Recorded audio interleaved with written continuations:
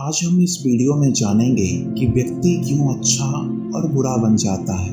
ये एक बहुत ही रोचक विषय है जो आमतौर पर हम सभी के मन में उठता रहता है। सभी व्यक्ति दुनिया में अलग अलग होते हैं। कुछ लोग अच्छे होते हैं जबकि कुछ लोग बुरे होते हैं। लेकिन क्या ये उनके जन्म से होता है या फिर कुछ अन्य कारण होते हैं? दोस्तों, अच्छा या बुरा बनना व्यक्ति के व्यवहार और सोच के आधार पर होता है। जैसी हमारी सोच होती है वैसे ही हम अच्छे और बुरे बनते हैं। यदि हम सकारात्मक सोच रखते हैं तो हम इससे अच्छे इंसान बनते हैं, और अगर हम नकारात्मक सोच रखते हैं तो हम बुरे इंसान बनते हैं। आइए अब इसे गौतम बुद्ध की इस कहानी से जानते हैं।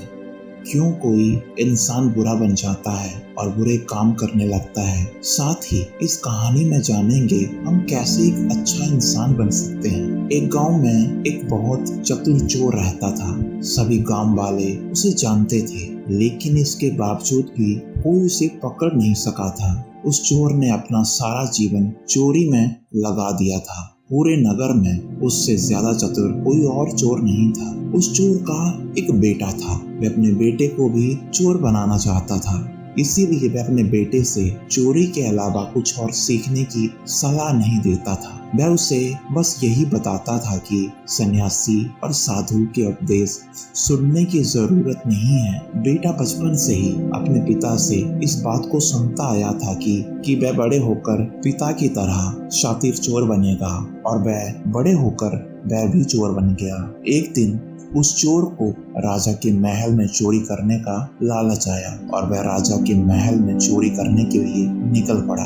रास्ते में उसने लोगों की भीड़ को देखा जो एक संत का आशीर्वाद ले रहे थे। वह स्वयं गौतम बुद्ध थे। चोर ने अपने पिता से सीखा था कि संतों से दूर रहना चाहिए, लेकिन जब उसने भगवान बुद्ध को देखा तो उनके तेज से वह प्रभावित हो गया।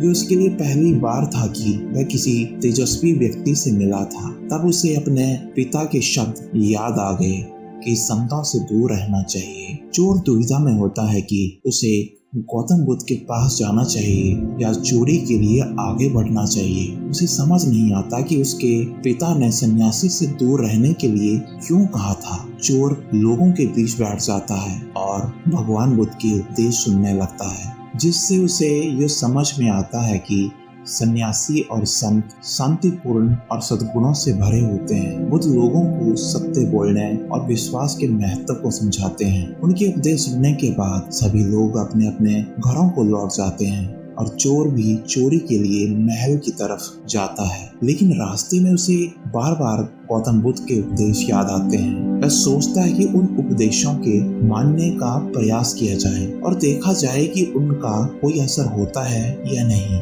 चोर महल में घुसने के लिए दीवार से कूदने की बजाय महल के द्वार से अंदर जाता है। द्वारपाल उसे रोकते हैं और उससे अंदर जाने का कारण पूछते हैं। चोर बताता है कि वह चोर है और महल में चोरी करने जा रहा है, लेकिन द्वारपाल सोचते हैं कि यह महल का कोई सेवक या नौकर है जो हमसे मजाक कर रहा है। वह उस चोर का मजाक उड़ाते हुए उसे महल के अंदर जाने देते हैं। चोर महल के द्वार से अंदर घुसकर तिजोरी के पास जाकर उसे तोड़ देता है और धन आभूषण को एक पोटली में भरकर भागने लगता है। तभी उसकी नजर महल की रसोई पर पड़ती है। गहरी रात हो चुकी थी और उसे भूख भी लगी थी, तो उसने सोचा कि क्यों ना रसोई में जाकर कुछ खा लिया जाए। जब वह खाना खाकर वहां से जाने लगा तो उसे अचानक गौतम बुद्ध के उपदेश याद आ गए, जिसमें कहा गया था कि जिसका नमक खाया है उसके साथ कभी भी विश्वासघात नहीं करना चाहिए। चोर सोचता है कि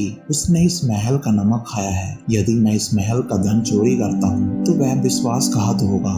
इसीलिए चोर धन को रसोई में छोड़ देता है और चला जाता है। महल में एक व्यक्ति चोर को देख लेता है और शोर मचा के लोग उसे पकड़ लेते हैं। राजा चोर से पूछता है कि जब तुमने चोरी कर ली थी तो उसे छोड़कर क्यों जा रहे थे। चोर बताता है कि गौतम बुद्ध के उपदेश के कारण। चोर की बात सुनकर राजा प्रभावित होते हैं और चोर से कहते हैं, यदि तुमने बचपन से ही ठीक संगत और ठीक उपदेश पाए होते तुम ऐसा कभी नहीं करते। इस बात पर राजा उसे कोई सजा नहीं देते और उसे छोड़ देते हैं। लेकिन राजा उसे बताते हैं कि एक बात याद रखना, सही संगत और सही उपदेश से ही व्यक्ति अच्छा इंसान बनता है। बचपन से ही गलत संगत और गलत उपदेश मिलने से वह बुरा व्यक्ति बन जाता है। संगत और उपदेश व्यक्ति का जीवन बदल सकते हैं। इस कहानी से हमें ये सीखने को मिलता है कि हमारे जीवन की दिशा और रूप उन संगत और उपदेशों से निर्भर करते हैं जो हमें बचपन से मिलते हैं। सही संगत और सही उपदेश हमें सच्चाई की ओर और अच्छाई की ओर ले जाते हैं। इसीलिए हमें सही दिशा में चलना चाहिए और सही संगत और सही उपदेश को अपनाना चाहिए ताकि हम अपने जीवन को सफल बना सकें।